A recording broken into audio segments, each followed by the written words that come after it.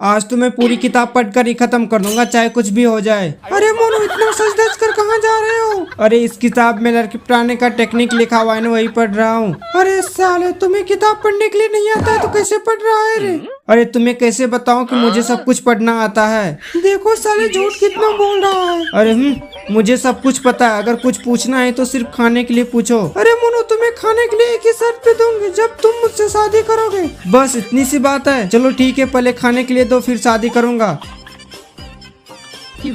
अरे मैं तुमसे शादी कैसे कर सकता हूँ? साले, तुमने मुझे धोखा दिया, तुमको छोड़ूंगी नहीं। रुक जा साले तू।